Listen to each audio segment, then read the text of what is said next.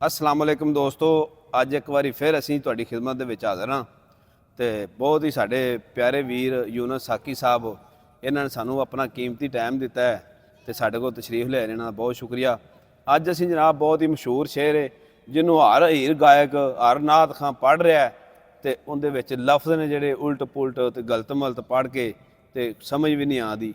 ਜਿੰਨਾ ਉਹਦਾ ਮਜ਼ਾ ਆ ਰਿਹਾ ਨਾ ਅੱਜ ਸੁਣ ਕੇ ਲੋਕਾਂ ਨੂੰ, अगर उनकी समझ आवे तो उदू 100 गुना ज़्यादा और मज़ा आवे। यूनुस साकी साहब बहुत शुक्रिया तुसीं साडे कोल तशरीफ लिआए ते अज जनाब तुसीं ये जिहड़े शेर दा मैं जिक्र कीता है जी ये ज़रा शेयर करो साडे जिन्ने भी पंजाबी वीर ने जिथे जिथे भी बैठे ने सानूं वेखदे ने, बहुत शुक्रिया उन्हां दा। ते अज सलाम जी मेहर साहब हीर आख्या सुते सो सब मुठे इन्हां दा तुसीं चाह दा इज़हार कीता है, ये मैं तुहाडे सामने पेश कर रहा। इनका लफ्ज़ी तर्जमा पेश करांगा। हीर आख्या सुते सो सब मुठे। हाँ जी, हीर दी ज़बान चो सैयद वारिस शाह बोल रहे ने, सैयद वारिस शाह फरमा रहे ने हीर आख्या सुते सो सब मुठे नींदर मारिया राजियां राणियां नूं। यानी वारिस शाह फरमा रहे ने कि हीर कहंदी है जेड़े सौ गए वो सारे तबाह हो गए, लुट गए, बर्बाद हो गए। सुते सो सब मुठे। हाँ, मुठे दा मतलब लुट गए, तबाह हो गए, बर्बाद हो गए। मुठे तो जिवें हुण मुट्ठी भर चीज़ हुंदी या है लोग समझदे ने मुठे लफ्ज़ है ते भी कट्ठ नूं सुते सो सब इकट्ठे। नहीं ये सैयद वारिस शाह ने अपनी खास जुबान जिहड़ी है वो ठेठ पंजाबी में इस्तेमाल किया है। मुठे का मतलब होंदा लुट गए, तबाह हो गए, बर्बाद हो गए। सही है। हीर आख्या सुते सो, हीर जे ने आख्या कि जेड़े सौ गए सो मुठे वो तबाह हो गए। नींदर मारिया राजियां राणियां। हाँ जी, नींदर ने राजे ते राणे भी तबाह करते, मार छड़े। अच्छा हुणे बात है कि सौण दे नाल राजे राणे किवें बर्बाद हो सकते ने। इत्थों सौण तो मुराद है गफलत च पै जाना। क्या बात। यानी कि जेड़े लोग गफलत च पै जांदे ने वो समझो मुठे गए ने, तबाह हो गए ने, लुटे गए ने। हाँ जी, दुनिया दे विच गफलत च पैना, सोने रब नूं भुल जाना, अपने लालचां च पै जाना, दुनियावी लालचां दे विच पै जाना, इस चीज़ नूं वारिस शाह ने नींदर दे नाल मुशाबा दित्ती है। सुते सो जेड़े सौ गए वो लुटे गए। नींदर वली ते गौस ते कुतुब मारे, नींदर मारिया राह पंदाणियां। इस नींद ने यानी इस गफलत ने राह पंदाणियां नूं गौस वली ते कुतुब सारियां नूं बर्बाद कर दिंदी है जे उन्हां ते गफलत छाए। राह पंदाणे दा मतलब हुंदा है रास्ते नूं सफर नूं करन वाले यानी मुसाफिर। पांदी हाय हाय क्या बात है मलक साहब, मेहर साहब क्या बात है। पंदाने मलक साहब मेरे बहुत पुराने और बहुत प्यारे दोस्त ने, इस वास्ते अल्लाह पाक सलामत रखे जी। उन्हां नाल मेरी बड़ी यारी और बड़ा प्यार करते ने, मेरे नाल खास तौर ते प्यार। इस नींद ने शाह फकीर कीते, इस नींद ने शाह फकीर कीते, रो बैठे नी वक्त विहाने। इस नींद ने शाहां नूं भी फकीर कर दिता है, यानी कंगाल कर दिंदी है। नींद तो मुराद गफलत, जे शाह भी गफलत च पै गए। विहाणियां नूं, विहाणियां दा मतलब हुंदा है गुजर जाना, वक्त विहाणियां नूं यानी जेड़ा लंघ टप गया वेला हुंदा ओनू याद कर के रोंदे। ते इस नींद ने उन्हां नूं भी तबाह कर दिंदी है। नींद हसन हुसैन शहीद कीते कुठे करबला विच शहानियां। इस नींद दी नींद वेखो ना वो तो बड़ियां पाक हस्तियां हैं बिल्कुल जिन्हां दे सदके असीं जाना है बेशक। ते ये नींद हसन हुसैन शहीद कीते। हाँ, इनका एक खास मतलब है जिहड़ा वारिस शाह ने एक रमज च पेश किया है, जिहड़ा आम लोगों को बहुत अच्छा तुसीं पॉइंट उठाया है मेहर साहब। वो कहना ये चाहते हैं सैयद वारिस शाह, जरा गौर नाल शेर नूं सुनना मेरे अपने व्यूज़ नूं मैं कहांगा कि नींद हसन हुसैन शहीद कीते कुठे करबला विच शहानियां नूं। करबला दे विच उन्हां नूं ज़िबा करता। कुठना दा मतलब है ज़िबा करना। उन्हां नूं शहीद कर दिता, ज़िबा कर दिता नींद दी वजह तो, यानी गफलत दी वजह तो। मकसद ये कहता कि जिन्हां लोगों ते गफलत छा गई सी वो गुमराही विच फैल गए सी और अपनी बादशाहत और अपनी यजीदियत नूं कायम करने वास्ते उन्हां हसन हुसैन नूं शहीद कर दिता और गफलत उन्हां ते छाई है। नींद दी वजह तो हसन हुसैन नूं शहीद करता करबला विच। नींद हेठ सुटिया सुलेमान ताई देंदी नींद छड़ा टकाने। हाय हाय हाय नींद हेठ सुटिया सुलेमान ताई देंदी नींद छड़ा टकाने। ਇੱਕ ਹਕਾਇਤ ਬੜੀ ਮਸ਼ਹੂਰ ਹੈ, ਸੈਯਦ ਵਾਰਿਸ ਸ਼ਾਹ ਨੇ ਪੰਜਾਬ ਦੇ ਵਿੱਚ ਜਿਹੜੀਆਂ ਪਨਪ ਰਹੀਆਂ ਸੀ ਨਾ ਹਕਾਇਤਾਂ, ਹਾਂਜੀ। ਉਹਨਾਂ ਹਕਾਇਤਾਂ ਦਾ ਸਹਾਰਾ ਲੈ ਕੇ ਵੀ ਆਪਣੇ ਪੈਗਾਮ ਨੂੰ ਆਪਣੀ ਆਵਾਮ ਤੱਕ ਪਹੁੰਚਾਇਆ। ਕੀ ਬਾਤ। ਇੱਕ ਹਕਾਇਤ ਬੜੀ ਮਸ਼ਹੂਰ ਚਲੀ ਆ ਰਹੀ ਸੀ ਕਿ ਸੁਲੇਮਾਨ अलैहिस्सलाम पैगंबर ਦਾ ਜ਼ਿਕਰ ਹੈ ਕਿ ਉਹਨਾਂ ਕੋਲ ਇੱਕ ਅੰਗੂਠੀ ਸੀ, ਹਾਂਜੀ। ਉਸ ਅੰਗੂਠੀ ਦੇ ਨਾਲ ਉਹ ਚਰਿੰਦ ਪਰਿੰਦ ਤੇ ਹਕੂਮਤ ਕਰਦੇ ਸੀ। ਇੱਕ ਵਕਤ ਐਸਾ ਆਇਆ ਕਿ ਉਹ ਅੰਗੂਠੀ ਉਹਨਾਂ ਕੋਲੋਂ ਖੁੱਸ ਗਈ, ਹਾਏ। ਜਿੰਦੀ ਵਜ੍ਹਾ ਤੋਂ ਉਹਨਾਂ ਨੂੰ ਨਾ ਸੁਲੇਮਾਨ ਹਰਾਂ ਨੂੰ ਤਖਤ ਛੱਡਣਾ ਪਿਆ ਔਰ ਉਹਨਾਂ ਨੂੰ ਕਾਫੀ ਮੁਸੀਬਤਾਂ ਵੀ ਪੇਸ਼ ਆਈਆਂ। ਇਹ ਸਿਰਫ ਇੱਕ ਹਕਾਇਤ ਹੈ, ਬਾਕੀ ਜੋ ਅੱਲਾਹ ਤਾਲਾ ਬਿਹਤਰ ਜਾਣਦਾ ਹੈ ਕਿ ਇਹਦੀ ਅਸਲ ਮੇਨ ਵਜ੍ਹਾ ਕੀ ਸੀ। ਨੀਂਦ ਹੇਠ ਸੁੱਟਿਆ, ਯਾਨੀ ਨੀਚੇ ਗਿਰਾ ਦਿਆ, ਥੱਲੇ ਸੁੱਟ ਦਿੱਤਾ ਸੁਲੇਮਾਨ ਤਾਈ ਪੈਗੰਬਰ अलैहिस्सलाम ने। दिन दी नींद छड़ा ठिकाने, नींद यानी गफलत ऐसी बुरी चीज है ठिकाने नींद जिबा कीता इस्माइल ताई, आए हाय यूनस पेट मच्छी दे पानिया। हाँ, नींद जिबा कीता इस्माइल ताई, यूनस पेट मच्छी अच्छा, ਉਹਨੇ ਇੱਥੇ ਨੀਂਦ ਜ਼ਿਬਾ ਕੀਤਾ ਇਸਮਾਈਲ ਤਾਂ। ਹਾਂ। ਇਹਦੀ ਜ਼ਰਾ ਅੱਛਾ, ਇੱਥੇ ਨੀਂਦ ਨੂੰ ਬਾਦਸ਼ਾਹ ਨੇ ਮੁxtਲਫ ਪਿਰਾਏ ਚ ਇਸਤੇਮਾਲ ਕੀਤਾ ਹੈ। ਨੀਂਦ ਜਿਹੜੀ ਬੰਦਾ ਸੌਂਦਾ ਹੈ ਉਹਨੂੰ ਵੀ ਉਹਦੇ ਚ ਵੀ ਇਸਤੇਮਾਲ ਕੀਤਾ ਹੈ, ਔਰ ਨੀਂਦ ਨੂੰ ਗਫਲਤ ਦੇ ਪਿਰਾਏ ਚ ਜ਼ਿਆਦਾ ਇਸਤੇਮਾਲ ਕੀਤਾ ਹੈ। ਇੱਥੇ ਤਾਂ ਹੁਣ ਦੋਵੇਂ ਚੀਜ਼ਾਂ ਨਹੀਂ ਹੈਗੀਆਂ। ਉਹ ਇੱਥੇ ਤਾਂ ਇਹ ਗਾਫਲ ਵੀ ਨਹੀਂ ਹੈਗੀ ਕਿਸੇ ਗੱਲ ਤੋਂ, ਕਿਉਂਕਿ ਅਸਲ ਵਜ੍ਹਾ ਇਹ ਆ ਕਿ ਜਨਾਬ ਇਸਮਾਈਲ ਇਸਲਾਮ ਦੇ ਵਾਲਿਦ ਸਾਹਿਬ ਜਨਾਬ ਇਬਰਾਹੀਮ ਅਲੈਹਿਸਲਾਮ, ਉਹਨਾਂ ਨੂੰ ਨੀਂਦ ਆਈ ਸੀ। ਹਾਂ, ਸੁੱਤੇ ਤੇ ਉਹਨਾਂ ਨੂੰ ਖਾਬ ਆਇਆ, ਨੀਂਦ ਖਾਬ ਆਇਆ ਸੀ। ਨੀਂਦ ਦੇ ਵਿੱਚ ਖਾਬ ਆਇਆ ਸੀ ਨਾ ਕਿ ਆਪਣੀ ਸਭ ਤੋਂ ਪਿਆਰੀ ਚੀਜ਼ ਨੂੰ ਕੁਰਬਾਨ ਕਰ ਤੇ ਉਹਨਾਂ ਨੇ ਆਪਣੇ ਬੇਟੇ ਨੂੰ ਕੁਰਬਾਨ ਕੀਤਾ। ਇਸ ਵਜ੍ਹਾ ਤੋਂ ਲਿਆ ਦੋਸਤੋ ਇਹ ਬਹੁਤ ਅੱਛਾ ਮਿਸਰਾ ਹੈ ਤੇ ਯਕੀਨਨ ਮਜ਼ਾ ਵੀ ਆਇਆ ਹੋਵੇਗਾ ਤੁਹਾਨੂੰ ਇਹ ਸੁਣ ਕੇ, ਇਹਦੀ ਡਿਟੇਲ ਪੂਰੀ। ਤੇ ਅੱਗੇ ਤੁਸੀਂ ਜਨਾਬ। ਨੀਂਦ ਜ਼ਿਬਾ ਕੀਤਾ ਇਸਮਾਈਲ ਤਾਈ, ਯੂਨਸ ਪੇਟ ਮੱਛੀ ਵਿੱਚ ਪਾਣੀਆਂ ਨੂੰ, ਤੇ ਯੂਨਸ अलैहिस्सलाम ਨੂੰ ਮੱਛੀ ਨੇ ਨਿਗਲ ਲਿਆ। ਹਾਂਜੀ। ਯੂਨਸ अलैहिस्सलाम ਦਾ ਪੂਰਾ ਵਾਕਿਆ ਕੁਰਾਨ ਮਜੀਦ ਦੇ ਵਿੱਚ ਤੇ ਹਦੀਸਾਂ ਦੇ ਵਿੱਚ ਡਿਟੇਲ ਉਹਦੀ ਨੀਂਦ ਦਾ ਵੀ ਮੈਂ ਤੁਹਾਨੂੰ ਦੱਸ ਦੇਣਾ ਜੀ।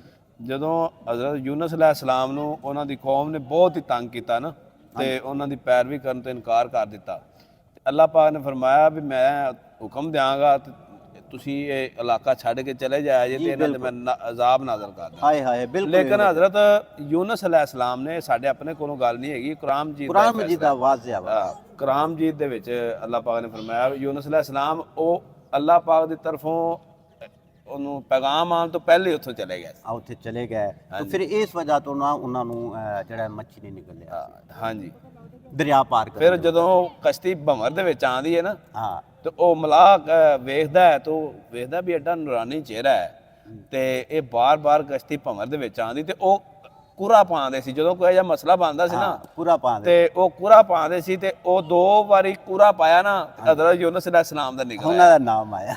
ਉਹ ਜਿਹੜਾ ਹੈਗਾ ਸੀ ਨਾ ਮਲਾਹ, ਉਹ ਕਹਿੰਦਾ ਵੀ ਇਹ ਜਦੋਂ ਮੈਂ ਕੂਰਾ ਪਾਵਾਂ, ਜਦੋਂ ਕਸ਼ਤੀ ਇਸ ਤਰ੍ਹਾਂ ਭੰਵਰ ਦੇ ਵਿੱਚ ਆਂਦੀ ਹੈ ਨਾ, ਉਹ ਇੱਕ ਵਜ੍ਹਾ ਤੋਂ ਆਂਦੀ ਹੈ ਵੀ ਕੋਈ ਗੁਲਾਮ ਨਾ ਆਪਣੇ ਮਾਲਕ ਤੋਂ ਨੱਸ ਕੇ ਉਹਦੀ ਨਾਫਰਮਾਨੀ ਕਰਕੇ ਆ ਰਿਹਾ ਹੋਵੇ। ਬਿਲਕੁਲ। ਇਸ ਤੇ ਨਾਫਰਮਾਨੀ ਤਾਂ ਅਸੀਂ ਨਹੀਂ ਕਹਿੰਦੇ, ਕਿਉਂਕਿ ਲਗਜ਼ਸ਼ ਕਹਾਂਗੇ, ਨਬੀਆਂ ਕੋਲ ਨਾਫਰਮਾਨੀ ਵੀ ਨਹੀਂ ਹੁੰਦੀ, ਗਲਤੀ ਵੀ ਨਹੀਂ ਹੁੰਦੀ, ਉਹ ਮਾਸੂਮ ਹੁੰਦੇ ਨੇ। ਲਗਜ਼ਸ਼ ਉਹ ਚੀਜ਼ ਹੁੰਦੀ ਹੈ ਕਿ ਜਿਹਨੂੰ ਜਿਹੜਾ ਹੈ ਮਾਫੀ ਦੇ ਕਾਬਲ ਹੁੰਦੀ ਹੈ। ਜਿਵੇਂ ਜਨਾਬ ਆਦਮ अलैहिस्सलाम ਨੇ ਉਹ ਖਾਧਾ ਸੀ, ਜਿੰਦਾ ਮਨਾ ਕੀਤਾ ਸੀ, ਉਹ ਗੁਨਾਹ ਜਾਂ ਗਲਤੀ ਨਹੀਂ ਸੀ, ਉਹ ਲਗਜ਼ਸ਼ ਸੀ ਜਿਹਨੂੰ ਅੱਲਾਹ ਤਾਲਾ ਨੇ ਮਾਫ ਫਰਮਾ ਦਿੱਤਾ। ਤੇ ਉਹ ਜਦੋਂ ਉਹਨਾਂ 2 ਦਫਾ ਕੂਰਾ ਪਾਇਆ ਨਾ, ਤੇ ਕੂਰਾ ਨਿਕਲਿਆ ਹਜ਼ਰਤ ਯੂਨਸ अलैहिस्सलाम ਦਾ। ਉਹ ਜਿਹੜਾ ਮਲਾਹ ਸੀ, ਨਾਲੇ ਤਾਂ ਹਜ਼ਰਤ ਯੂਨਸ अलैहिस्सलाम ਦਾ ਚਿਹਰਾ, ਨੂਰਾਨੀ ਚਿਹਰਾ ਵੇਖੀ, ਤੇ ਨਾਲੇ ਆਪਦੇ ਦਿਲ ਵਿੱਚ ਆ ਕੇ ਵੀ ਉਹ ਯੂਨਸ अलैहिस्सलाम ਨੂੰ ਉਹਨਾਂ ਦੱਸਿਆ ਵੀ ਜਦੋਂ ਬੰਦਾ ਆਪਦੇ ਮਾਲਕ ਕੋਲੋਂ ਆਂਦਾ ਨਾ ਬੇਪਰਵਾਹੀ ਕਰਕੇ, ਤੇ ਆਪਦੇ ਮਾਲਕ ਨੂੰ ਛੱਡ ਕੇ ਆਂਦਾ, ਉਦੋਂ ਮੇਰੀ ਕਸ਼ਤੀ ਐਵੇਂ ਫਸਦੀ।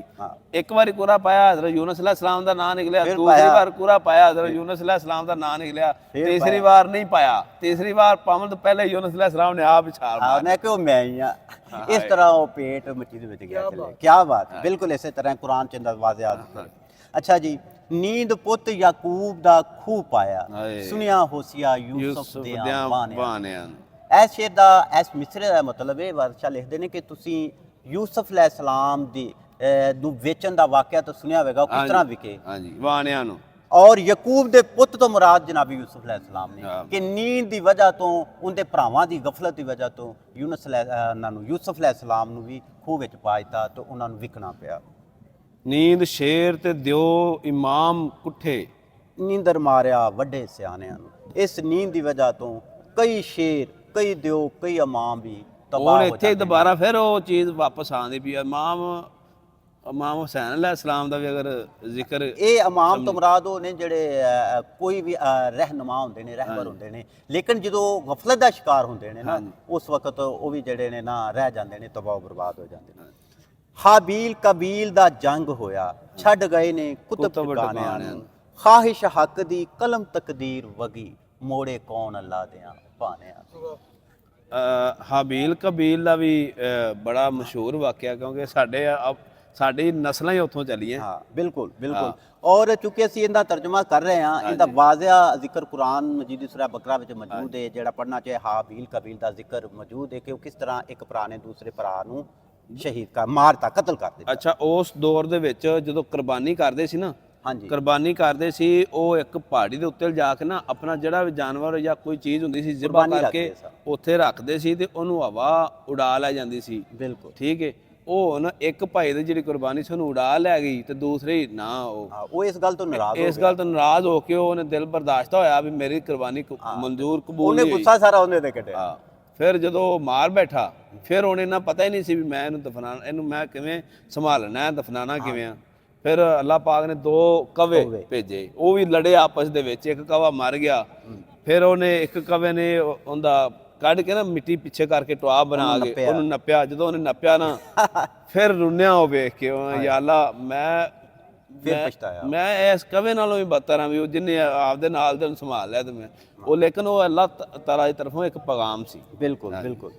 ਲੋ ਜੀ, ਹਾਬੀਲ ਕਬੀਲ ਦਾ ਜੰਗ ਹੋਇਆ, ਛੱਡ ਗਏ ਨੇ ਕੁਤਬ ਟਿਕਾਣਿਆਂ ਨੂੰ, ਖਾਹਿਸ਼ ਹੱਕ ਦੀ ਤੋਂ ਮੁਰਾਦ ਅੱਲਾਹ ਤਾਲਾ ਦੀ, ਕਲਮ ਤਕਦੀਰ ਵਗੀ ਵੀ ਜਿਹੜੀ ਉਹਦੀ ਤਕਦੀਰ ਉਹਨੇ ਜਿਹੜੀ ਚਲਾਈ ਹੈ, ਮੋੜੇ ਕੌਣ ਅੱਲਾਹ ਦੇ ਭਾਣਿਆਂ ਨੂੰ। ਭਾਣਿਆਂ ਤੋਂ ਮੁਰਾਦ ਪਸੰਦ ਆਵੇ ਅੱਲਾਹ ਦੇ ਭਾਣਿਆਂ ਨੂੰ, ਜਿਹੜੀ ਚੀਜ਼ ਅੱਲਾਹ ਨੂੰ ਪਸੰਦ ਆਵੇ ਉਹਨੂੰ ਕੌਣ ਮੋੜ ਸਕਦਾ ਹੈ, ਕੋਈ ਨਹੀਂ ਮੋੜ ਸਕਦਾ। ਲੋ ਜੀ, ਅਗਲਾ ਸ਼ੇਰ ਬਹੁਤ ਅਹਿਮ ਹੈ ਔਰ ਖਾਸ ਤੌਰ ਤੇ ਇਹ ਬੰਦ ਨੂੰ ਚੂਜ਼ ਮੈਂ ਇਸੇ ਵਾਸਤੇ ਕੀਤਾ ਹੈ ਕਿ ਮੈਂ ਆਪਣੇ ਉਹਨਾਂ ਦੋਸਤਾਂ ਨੂੰ ਜਿਹੜੇ ਲੋਕ ਇਸ ਕਲਾਮ ਨੂੰ ਲੋਕਾਂ ਦੇ ਸਾਹਮਣੇ ਪੇਸ਼ ਕਰਦੇ ਨੇ ਉਹਨਾਂ ਨੂੰ ਇਸ ਚੀਜ਼ ਦਾ ਪਤਾ ਚੱਲ ਜੇ। ਔਰ ਮੈਂ ਇੱਕ ਗੱਲ ਜ਼ਰੂਰ ਕਹਾਂਗਾ ਕਿ ਇਸ ਕਲਾਮ ਨੂੰ ਪੜ੍ਹਨ ਵਾਸਤੇ ਕਮ ਅਜ਼ ਕਮ ਉਹਨਾਂ ਨੂੰ ਕਿਸੇ ਉਸਤਾਦ ਤੋਂ ਜ਼ਰੂਰ ਸਿੱਖਣਾ ਚਾਹੀਦਾ ਹੈ, ਕਿਉਂਕਿ ਇਹ ਕਲਾਮ ਉਹ ਪੜ੍ਹਦੇ ਨੇ ਜਿਵੇਂ ਕਿ ਸਾਡੇ ਸ਼ਹਿਰ ਕਸੂਰ ਦਾ, ਬਲਕਿ ਪੰਜਾਬ ਪਾਕਿਸਤਾਨ ਦਾ ਇੱਕ ਬੜਾ ਵੱਡਾ ਨਾਂ ਹੈ। ਜੋ ਮੈਂ ਉਹਨਾਂ ਦਾ ਜ਼ਿਕਰ ਜ਼ਰੂਰ ਕਰਾਂਗਾ। ਔਰ ਕਸੂਰ ਦੇ ਵਿੱਚ ਇੱਕ ਬਹੁਤ ਬੜੇ ਵੱਡੇ ਉਸਤਾਦ ਸਨ, 2 ਉਸਤਾਦ ਸਨ ਜਿਨ੍ਹਾਂ ਸਭ ਤੋਂ ਉਸਤਾਦ ਇੱਕ ਦਾ ਨਾਮ ਸੀ ਜਨਾਬ ਮੁਸ਼ਤਾਕ ਅਹਿਮਦ ਕਸੂਰੀ ਸਾਹਿਬ, ਜਿਹੜੇ ਅੱਲਾਹ ਤਾਲਾ ਦੀ ਰਜ਼ਾ ਨਾਲ ਫੌਤ ਹੋ ਗਏ ਨੇ। ਔਰ ਇਸ ਵਕਤ ਅਗਰ ਕੋਈ ਕਸੂਰ ਦੇ ਵਿੱਚ ਬਿਹਤਰੀਨ ਉਸਤਾਦ ਹੈ ਔਰ ਹੀਰ ਦੇ ਲਫ਼ਜ਼ਾਂ ਨੂੰ ਸਮਝਣ ਵਾਲਾ ਹੈ ਤੇ ਉਹ ਸਰਦਾਰ ਅਹਿਮਦ ਕੰਬੋਜ ਸਾਹਿਬ ਨੇ। ਔਰ ਮੈਂ ਉਹਨਾਂ ਦੀ ਦਿਲੀ ਇੱਜ਼ਤ ਕਰਨਾ ਕਿਉਂਕਿ ਮੇਰੇ ਉਸਤਾਦ ਦੇ ਉਹ ਭਰਾ ਨੇ ਔਰ ਮੇਰੇ ਵੀ ਉਸਤਾਦਾਂ ਦੀ ਜਗ੍ਹਾ ਤੇ। ਅਗਰ ਕਿਸੇ ਹੀਰ ਪੜ੍ਹਨ ਵਾਲਿਆਂ ਨੇ ਇਹ ਸ਼ੇਰ ਪੜ੍ਹਨਾ ਹੈ ਤੇ ਪਹਿਲੇ ਇਹਨੂੰ ਕਿਸੇ ਅੱਛੇ ਉਸਤਾਦ ਕੋਲੋਂ, ਜਿਵੇਂ ਕਿ ਜਨਾਬ ਸਰਦਾਰ ਅਹਿਮਦ ਕੰਬੋਜ ਸਾਹਿਬ ਨੇ, ਉਹਨਾਂ ਕੋਲੋਂ ਸਿੱਖਣ ਔਰ ਫਿਰ ਅੱਗੇ ਪੜ੍ਹਨ, ਕਿਉਂਕਿ ਨਹੀਂ ਤਾਂ ਗਲਤ ਪੜ੍ਹ ਦੇਣ ਔਰ ਗਲਤ ਪੈਗਾਮ ਵਾਰਿਸ ਸਾਹਿਬ ਦਾ। ਅਸੀਂ ਕਈ ਵਾਰੀ ਸੁਣਿਆ ਮਲਕ ਨੀਬ ਸਾਹਿਬ ਨੇ ਜਾਂ ਦੀਗਰ ਹੋਰ ਵੀ ਪੜ੍ਹਨ ਵਾਲੇ ਉਹ ਕਹਿੰਦੇ ਨੇ ਜਿੱਡਾ ਵੀ ਮੁਸ਼ਕਲ ਸ਼ੇਰ ਹੁੰਦਾ ਹੈ ਉਹਨੂੰ ਸਿਰਫ ਇੱਕ ਬੰਦਾ ਹੀ ਪੜ੍ਹਦਾ ਹੈ, ਉਹ ਸਰਦਾਰ ਸਾਹਿਬ ਨੇ। ਬਿਲਕੁਲ। ਲੋ ਜੀ, ਇਹ ਸ਼ੇਰ ਹੈਗਾ ਜਿਹੜਾ ਇਹ ਗਲਤ ਪੜ੍ਹਦੇ ਨੇ। ਸੁੱਤੇ ਸੋਈ ਵਗੁਤੜੇ, ਮੈਂ ਫਿਲਹਾਲ ਪਹਿਲੇ ਉਵੇਂ ਪੜਾਂਗਾ ਜਿਵੇਂ ਉਹ ਪੜ੍ਹਦੇ ਨੇ। ਸੁੱਤੇ ਸੋਈ ਵਗੁਤੜੇ ਵਹਿਮ ਵਾਂਗੂ, ਗਾਲਬ ਨੀਂਦ ਹੈ ਦਿਓ ਰੰਜਾਨਿਆਂ ਨੂੰ। ਅੱਛਾ, ਪਹਿਲੇ ਤਾਂ ਮੈਂ ਜ਼ਿਕਰ ਕਰ ਚੁੱਕਿਆ ਕਿ ਜਿਹੜੇ ਸੁੱਤੇ ਸੋਈ ਵਗੁਤੜੇ ਦਾ ਮਤਲਬ ਹੋ ਗਿਆ ਵਗੋ ਜਾਣਾ। ਵਗੋ ਜਾਣਾ ਤੋਂ ਮਤਲਬ ਹੈ ਜ਼ਾਇਆ ਹੋ ਜਾਣਾ, ਖਰਾਬ ਹੋ ਜਾਣਾ, ਵਿਗੜ ਜਾਣਾ। ਜਿਹੜੇ ਸੁੱਤੇ ਉਹੋ ਹੀ ਵਿਗੜ ਗਏ। ਵਹਿਮ ਵਾਂਗੂ, ਵਹਿਮ ਕੀ ਹੁੰਦਾ ਹੈ? ਇਹ ਵਹਿਮ ਨਹੀਂ, ਇੱਥੇ ਲਫ਼ਜ਼ ਹੈ ਅਦਹਮ ਵਾਂਗੂ। ਜਨਾਬੇ ਵਹਿਮ ਤਾਂ ਸੌ ਹੀ ਨਹੀਂ ਸਕਦਾ। ਵਹਿਮ ਤਾਂ ਸੌ ਹੀ ਨਹੀਂ ਸਕਦਾ। ਕਹਿੰਦੇ ਨੇ ਵਹਿਮ ਦਾ ਤਾਂ ਇਲਾਜ ਹੀ ਕੋਈ ਨਹੀਂ। ਵਹਿਮ ਦਾ ਇਲਾਜ ਇੱਥੇ ਜ਼ਿਕਰ ਹੈ ਕੈਸਰ ਭਾਈ ਅਦਹਮ, ਇਬਰਾਹੀਮ ਬਿਨ ਅਦਹਮ। ਇਸ ਵਾਸਤੇ ਇੱਥੇ ਲਿਖਿਆ ਸੁੱਤੇ ਸੋਈ ਵਗੁਤੜੇ ਅਦਮ ਵਾਂਗੂ, ਕਿਉਂਕਿ ਅਦਮ ਬਲਖ ਬੁਖਾਰਾ ਦੇ ਬਾਦਸ਼ਾਹ ਸਨ। ਉਹ ਦੁਨੀਆ ਦੇ तमाम ਮਾਮਲਾਤ ਨੂੰ ਸਮਝਦੇ ਸਨ ਔਰ ਦੁਨੀਆਦਾਰੀ ਦੇ ਵਿੱਚ ਸਮਝੋ ਪਏ ਸਨ। ਲੇਕਿਨ ਇੱਕ ਵਾਕਿਆ ਨੇ ਉਹਨਾਂ ਦੀ ਜ਼ਿੰਦਗੀ ਨੂੰ ਤਬਦੀਲ ਕਰਤਾ। ਉਹ ਵਾਕਿਆ ਮੈਂ ਮੁਖਤਸਰ ਦੱਸਾਂਗਾ। ਇੱਕ ਦਫਾ ਇੱਕ ਉਹਨਾਂ ਦੀ ਨੌਕਰਾਨੀ ਉਹਨਾਂ ਦੀ ਸੇਜ ਤੇ ਬਹੁਤ ਖੂਬਸੂਰਤ ਬੈੱਡ ਸੀ, ਉਹਦੇ ਉੱਤੇ ਸੌਂ ਗਈ। ਜਿਸ ਵਕਤ ਸੌਂ ਗਈ ਤੇ ਉਹਨੂੰ ਨੀਂਦ ਆ ਗਈ। ਬੜਾ ਨਰਮੋ ਨਾਜ਼ੁਕ ਔਰ ਮੁਲਾਇਮ ਤਾਂ ਹੈਗਾ ਸੀ। ਉਤੋਂ ਬਾਦਸ਼ਾਹ ਆ ਗਿਆ, ਬਾਦਸ਼ਾਹ ਦੇ ਸਿਪਾਹੀ ਆ ਗਏ। ਉਹਨਾਂ ਦੇਖਿਆ ਕਿ ਹੈ ਇੱਕ ਨੌਕਰਾਨੀ ਜਿਹੜੀ ਇਹ ਸੁੱਤੀ ਹੋਈ ਹੈ। ਉਹਨਾਂ ਨੂੰ ਉਹਨੂੰ ਸਜ਼ਾ ਦਿੱਤੀ, ਕੋੜਿਆਂ ਦੀ ਸਜ਼ਾ ਦਿੱਤੀ। ਜਿਸ ਵਕਤ ਉਹਨੂੰ ਸਜ਼ਾ ਮਿਲੀ, ਸਜ਼ਾ ਤੋਂ ਬਾਅਦ ਉਹਨੇ ਉੱਚੀ ਉੱਚੀ ਹੱਸਣਾ ਸ਼ੁਰੂ ਕਰਤਾ, ਕਹਿ ਲਗਾਣੇ। ਕੀ ਬਾਤ, ਕੀ ਬਾਤ। ਉਹ ਬਾਦਸ਼ਾਹ ਹੈਰਾਨ, ਕਹਿੰਦਾ ਹੈ ਕਿ ਮੈਂ ਤੈਨੂੰ ਸਜ਼ਾ ਦਿੱਤੀ, ਤੈਨੂੰ ਕੋੜੇ ਮਾਰੇ ਨੇ ਤੇ ਤੂੰ ਜਿਹੜਾ ਉੱਚੀ ਉੱਚੀ ਹੱਸਣਾ ਸ਼ੁਰੂ ਕਰਤਾ ਹੈ, ਕਹੇ ਮਾਰਨੇ ਸ਼ੁਰੂ ਕਰਤੇ ਨੇ, ਕੀ ਵਜ੍ਹਾ ਹੈਗੀ ਹੈ? ਕਹਿੰਦੀ ਮੈਂ ਇਸ ਵਾਸਤੇ ਬਾਦਸ਼ਾਹ ਜੀ ਹੱਸੀ ਹਾਂ ਕਿ ਮੈਂ ਇੱਥੇ ਸਿਰਫ ਚੰਦ ਮਿੰਟ ਸੁੱਤੀ ਹਾਂ ਤੇ ਮੈਨੂੰ ਕੋੜਿਆਂ ਦੀ ਸਜ਼ਾ ਮਿਲੀ ਹੈ, ਉਹ ਜਿਹੜਾ ਇਹਦੇ ਤੇ ਸਾਰੀ ਉਮਰ ਸੌਂਏਗਾ ਉਹਨੂੰ ਕਿੰਨੀ ਸਜ਼ਾ ਹਾਏ ਮਿਲੀ? ਹਾਏ। ਹੋਏ ਹੋਏ ਹੋਏ, ਇਹ ਗੱਲ ਸੁਣ ਕੇ ਤੇ ਬਾਦਸ਼ਾਹ ਸੀ ਜਿਹੜਾ ਇਬਰਾਹੀਮ ਬਿਨ ਅਦਮ ਕੰਬ ਗਿਆ, ਔਰ ਉਹਨੇ ਸਾਰੀ ਦੁਨੀਆਦਾਰੀ ਨੂੰ ਛੱਡ ਕੇ ਤੇ ਫਿਰ ਬੜਾ ਮੁਕਾਮ ਪਾਇਆ ਔਰ ਅੱਲਾਹ ਤਾਲਾ ਦਾ ਫਕੀਰ ਬਣ ਗਿਆ। ਕਿਆ ਬਾਤ। ਇਸ ਵਾਸਤੇ ਮੁਖਤਲਿਫ ਸ਼ੇਰਾਂ ਦੇ ਵਿੱਚ ਲਫ਼ਜ਼ ਗਲਤੀਆਂ ਕਰਦੇ ਨੇ। ਮੈਂ ਕਹਿੰਦਾ ਕਿ ਜਨਾਬ ਸਰਦਾਰ ਅਹਿਮਦ ਕੰਬੋਜ ਦਾ ਜ਼ਰੂਰ ਹੀਰ ਗਾਇਕ ਵਾਲਿਆਂ ਨੂੰ ਉਹਨਾਂ ਕੋਲੋਂ ਸਿੱਖਣਾ ਚਾਹੀਦਾ ਔਰ ਉਹਨਾਂ ਕੋਲੋਂ ਸਿੱਖ ਕੇ ਫਿਰ ਹੀਰ ਪੜ੍ਹਨੀ ਚਾਹੀਦੀ ਹੈ। ਲੋ ਜੀ, ਰਾਂਝੇ ਹੀਰ ਨੂੰ ਬੰਨ ਲੈ ਚੱਲੇ ਖੇੜੇ, ਦੋਵੇਂ ਰੋਂਦੇ ਨਹੀਂ ਵਕਤ ਵਿਹਾਨਿਆਂ ਨੂੰ। ਕਿਆ ਬਾਤ। ਰਾਂਝੇ ਤੇ ਹੀਰ ਨੂੰ ਖੇੜਿਆਂ ਨੇ ਬੰਨ ਲਿਆ ਔਰ ਆਪਣੀ ਤਰਫ ਲੈ ਗਏ। ਉਹ ਫਿਰ ਉਸ ਵਕਤ ਨੂੰ ਰੋਂਦੇ ਜਿਹੜਾ ਵਕਤ ਉਹਨਾਂ ਗਫਲਤ ਦੇ ਵਿੱਚ ਗੁਜ਼ਾਰਿਆ। ਅੱਛਾ, ਇੱਥੇ ਮੁਰਾਦ ਇਨਸਾਨ ਦੀ ਤਰਫ ਹੈ। ਸੈਯਦ ਬਾਦਸ਼ਾਹ ਫਰਮਾਉਂਦੇ ਨੇ ਕਿ ਜਿਸ ਵਕਤ ਇਨਸਾਨ ਨੂੰ ਲੈ ਕੇ ਖੇੜੇ ਬੰਨ ਕੇ ਲੈ ਜਾਂਦੇ ਨੇ, ਯਾਨੀ ਮੌਤ ਦਾ ਫਰਿਸ਼ਤਾ ਆਉਂਦਾ ਹੈ, ਉਹਨੂੰ ਬੰਨ ਕੇ ਲੈ ਜਾਂਦਾ ਹੈ, ਤੇ ਫਿਰ ਉੱਥੇ ਉਹ ਕਹਿੰਦਾ ਹੈ ਕਾਸ਼ ਹੈ ਮੇਰੇ ਖੁਦਾ ਮੈਨੂੰ ਹੋਰ ਟਾਈਮ ਦੇ ਇਸ ਦੁਨੀਆ ਤੇ ਮੈਂ ਹੁਣ ਕੋਈ ਬੁਰੇ ਕੰਮ ਨਹੀਂ ਕਰਾਂਗਾ, ਨੇਕੀਆਂ ਕਰਾਂਗਾ। ਲੇਕਿਨ ਉਸ ਵਕਤ ਲੰਘ ਜਾਂਦਾ ਹੈ, ਫਿਰ ਉਹ ਪਛਤਾਉਂਦੇ ਨੇ। ਇਸ ਵਾਸਤੇ ਬਾਦਸ਼ਾਹ ਨੇ ਲਿਆ ਰਾਂਝੇ ਹੀਰ ਨੂੰ ਬੰਨ ਲੈ ਚੱਲੇ ਖੇੜੇ, ਦੋਵੇਂ ਰੋਂਦੇ ਨਹੀਂ ਵਕਤ ਵਿਹਾਨੇ। ਨੀਂਦ ਫਜਰ ਦੀ ਕਜ਼ਾ ਨਮਾਜ਼ ਕਰਦੀ, ਹਾਏ। ਨੀਂਦ ਫਜਰ ਦੀ ਕਜ਼ਾ ਨਮਾਜ਼ ਕਰਦੀ, ਸ਼ੈਤਾਨ ਦੇ ਤੰਬੂਆਂ ਤਾਣਿਆਂ ਨੂੰ। ਓਏ ਹੋਏ ਹੋਏ, ਐਡਾ ਵੱਡਾ ਬਾਦਸ਼ਾਹ ਨੇ ਇਹ ਸ਼ੇਰ ਲਿਖਿਆ ਹੈ। ਮੈਂ ਖਾਸ ਤੌਰ ਤੇ ਇਸ ਸ਼ੇਰ ਦੀ ਜ਼ਰੂਰ ਵਜ਼ਾਹਤ ਕਰਨਾ ਚਾਹਾਂਗਾ। ਸੈਯਦ ਬਾਦਸ਼ਾਹ ਲਿਖਦੇ ਨੇ ਕਿ ਨੀਂਦ ਜਿਹੜੀ ਗਫਲਤ ਹੈ, ਨੀਂਦ ਦੀ ਸੂਰਤ ਜਿਸ ਵਕਤ ਗਫਲਤ ਤੁਹਾਡੇ ਤੇ ਤਾਰੀ ਹੁੰਦੀ ਹੈ, ਫਿਰ ਹੀ ਤੁਸੀਂ ਸਵੇਰ ਦੀ ਜਿਹੜੀ ਨਮਾਜ਼ ਹੈ ਜਿਹੜੀ ਉਹ ਛੱਡ ਦਿੰਦੇ ਹੋ, ਕਜ਼ਾ ਕਰ ਦਿੰਦੇ ਹੋ। ਤੇ ਹੁੰਦਾ ਕੀ ਹੈ? ਇਹ ਸਭ ਸ਼ੈਤਾਨ ਦੇ ਤੰਬੂਆਂ ਤਾਣਿਆਂ ਨੂੰ। ਇਹ ਸ਼ੈਤਾਨ ਦੇ ਸਾਰੇ ਤੰਬੂ ਤਾਨੇ ਹੋਏ ਨੇ ਇਨਸਾਨ ਨੂੰ ਗਫਲਤ ਚ ਪਾਉਣ ਵਾਸਤੇ, ਉਹਨੂੰ ਤਬਾਹ ਬਰਬਾਦ ਕਰਨ। ਮੈਂ ਸਰ ਇੱਕ ਵਾਕਿਆ ਦਾ ਜ਼ਿਕਰ ਕਰਨਾ ਚਾਹਾਂਗਾ ਕਿ ਮੈਂ ਆਪਣੀ ਅੱਖਾਂ ਨਾਲ ਵੇਖਿਆ। ਅਕਸਰ ਲੋਕ ਐਸੇ ਕਰਦੇ ਨੇ, ਮਸਜਿਦ ਦੇ ਵਿੱਚ ਕਲਾਮ ਜਾਂ ਨਾਤ ਪੜ੍ਹਨ ਜਾਂਦੇ ਨੇ, ਮਸਜਿਦ ਦੇ ਵਿੱਚ ਸਾਰੀ ਰਾਤ ਕਲਾਮ ਪੜ੍ਹਦੇ ਰਹਿੰਦੇ ਨੇ, ਖੂਬ ਦਾਦ ਬਟੋਰਦੇ ਨੇ, ਲੇਕਿਨ ਜਿਸ ਵਕਤ ਕਲਾਮ ਖਤਮ ਹੁੰਦਾ ਹੈ, ਨਮਾਜ਼ ਦਾ ਟਾਈਮ ਹੁੰਦਾ ਹੈ, ਤੇ ਬਾਹਰ ਜਾ ਕੇ ਪੈਸੇ ਗਿਣਦੇ ਹੁੰਦੇ ਤੇ ਸਿਗਰਟਾਂ ਪੀ ਰਹੇ ਹੁੰਦੇ ਨੇ, ਨਮਾਜ਼ ਪੜ੍ਹਨ ਅੰਦਰ ਵੜਦੇ ਹੀ ਨਹੀਂ। ਅੱਜ ਕੱਲ ਐਸੇ ਲੋਕਾਂ ਵਾਸਤੇ ਸ਼ਰਮ ਦੀ ਗੱਲ ਹੈ। ਨਾਤ ਖਾਂ ਔਰ ਸੂਫੀ ਕਲਾਮ ਪੜ੍ਹਨ ਵਾਲੇ ਵੀ ਇਸ ਤਰ੍ਹਾਂ ਕਰਦੇ। ਅੱਲਾਹ ਪਾਕ ਅੱਲਾਹ ਤਾਲਾ ਨੂੰ ਹਦਾਇਤ ਦੇਵੇ। ਔਰ ਵਾਰਿਸ ਸ਼ਾਹ ਨੇ ਨਮਾਜ਼ ਦੀ ਇੰਨੀ ਤਬਲੀਗ ਕੀਤੀ ਹੈ, ਔਰ ਇਹ ਨਮਾਜ਼ ਬਾਹਰ ਬਹਿ ਕੇ ਸਿਗਰਟਾਂ ਫੂਕ ਰਹੇ ਨੇ ਔਰ ਫਜਰ ਵੇਲੇ ਬਾਹਰ ਨਿਕਲ ਜਾਂਦੇ ਨੇ ਤੇ ਪੜਨ ਦੀ ਵਾਰੀ ਸਾਰੀ ਰਾਤ ਮਸਜਿਦ ਚ ਪੜੀ ਜਾਂਦੀ। ਅੱਲਾਹ ਤਾਲਾ ਨੂੰ ਹਦਾਇਤ ਫਰਮਾਏ। ਨੀਂਦ ਨਾਲ ਜ਼ੁਲੈਖਾਂ ਦੇ ਕਹੀ ਕੀਤੀ, ਖਬਰਾਂ ਪੁੱਛੀਏ ਦਰਦ ਰੰਜਾਣਿਆਂ ਨੂੰ। ਇਸ ਨੀਂਦ ਨੇ ਦੇਖੋ ਨਾ ਜ਼ੁਲੈਖਾ ਨਾਲ ਕੀ ਕੀਤਾ ਹੈ, ਔਰ ਇਸ ਦਰਦ ਦਾ ਉਹਨਾਂ ਨੂੰ ਪਤਾ ਹੁੰਦਾ ਜਿਨ੍ਹਾਂ ਤੇ ਗੁਜ਼ਰਦੀ ਹੈ। ਇਸ ਸ਼ੇਰ ਦਾ ਇਹ ਮਤਲਬ ਹੈ। ਨੀਂਦ ਵੇਖ ਜੋ ਸੱਸੀ ਨੂੰ ਵਕਤ ਪਾਇਆ, ਫਿਰੇ ਢੂੰਡਦੀ ਯਾਰ ਵਿਹਾਨਿਆਂ ਨੂੰ। ਇਹ ਜਿਹੜਾ ਬਾਬਾ ਜੀ ਨੇ ਇਸ਼ਕ ਨੂੰ ਵੀ ਨੀਂਦ ਦਾ ਨਾਂ ਦਿੱਤਾ, ਜਿੱਥੇ ਉਹ ਸ਼ੇਰ ਮੁਖਤਲਿਫ ਜਗ੍ਹਾ ਤੇ ਵਾਰਿਸ ਸ਼ਾਹ ਨੇ ਨੀਂਦ ਨੂੰ ਇਸ਼ਕ ਦੀ ਤਰਫ ਇਸ਼ਾਰਾ ਕੀਤਾ, ਲੇਕਿਨ ਇੱਥੇ ਜਿਹੜਾ ਹੈ ਗਫਲਤ ਹੀ ਹੈ, ਉਹ ਮੈਂ ਵਜ਼ਾਹਤ ਕਰਨਾ ਤੁਹਾਡੀ। ਨੀਂਦ ਵੇਖ ਜੋ ਸੱਸੀ ਨੂੰ ਵਕਤ ਪਾਇਆ, ਫਿਰੇ ਢੂੰਡਦੀ ਯਾਰ ਵਹਾਨਿਆਂ ਨੂੰ। ਚੁੱਕੇ ਇਹ ਇੱਕ ਦੁਨਿਆਵੀ ਲੋਕ ਕਹਾਣੀ ਹੈ, ਕਹਿੰਦੀ ਸੱਸੀ ਤੇ ਪੁੰਨੂ ਦੀ। ਸੱਸੀ ਤੇ ਪੁੰਨੂ ਨਾਲ ਇਹ ਹੋਇਆ ਸੀ ਕਿ ਜਿਸ ਵਕਤ ਉਹ ਦੋਨੋਂ ਸੁੱਤੇ ਹੋਏ ਸੀ ਤੇ ਪੁੰਨੂ ਦੇ ਭਰਾ ਆਏ, ਉਹਨਾਂ ਪੁੰਨੂ ਨੂੰ ਸੁੱਤੇ ਹੋਏ ਨੂੰ ਸ਼ਰਾਬ ਪਿਆਈ। ਇਹ ਦੋਨੋਂ ਸੁੱਤੇ ਸੀ, ਸੱਸੀ ਵੀ ਸੁੱਤੀ ਸੀ ਤੇ ਪੁੰਨੂ ਵੀ ਸੁੱਤਾ ਸੀ। ਉਹਨਾਂ ਪੁੰਨੂ ਨੂੰ ਉਠਾਇਆ, ਉਹਨੂੰ ਸ਼ਰਾਬ ਪਿਆਈ ਤੇ ਊਂਠਾਂ ਤੇ ਲੱਦ ਕੇ ਤੇ ਲੈ ਗਏ ਤੇ ਸੱਸੀ ਉੱਥੇ ਹੀ ਸੁੱਤੀ ਰਹਿ ਗਈ। ਉਸ ਨੀਂਦ ਨੇ, ਯਾਨੀ ਉਸ ਨੀਂਦ ਨੇ ਸੱਸੀ ਕੋਲੋਂ ਉਹਦਾ ਯਾਰ ਵੀ ਖੋ ਲਿਆ। ਲੇਕਿਨ ਅਸਲ ਗੱਲ ਹੈ ਇਨਸਾਨ ਦੀ ਤਰਫ ਇਸ਼ਾਰਾ ਹੈ ਕਿ ਜਦੋਂ ਇਨਸਾਨ ਸੁੱਤਾ ਹੀ ਰਹਿ ਜਾਂਦਾ ਨਾ ਤੇ ਉਹਦੇ ਕੋਲੋਂ ਸੋਹਣਾ ਰੱਬ ਦੂਰ ਚਲਾ ਜਾਂਦਾ ਯਾਰ ਦੀ ਸ਼ਕਲ ਵਿੱਚ।